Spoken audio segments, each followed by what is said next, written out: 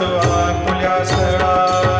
तुका म्हणे दिले उच्चिष्टाचे भोजन, उच्चिष्टाचे भोजन. नाही निवडिले आपुल्या भिन्न. आता स्वामी सुखे निद्रा करा गोपाळा, बाबा साई दयाळा. पुरले मनोरथ जातो आपुल्या स्थळा. सद्गुरु साईनाथ.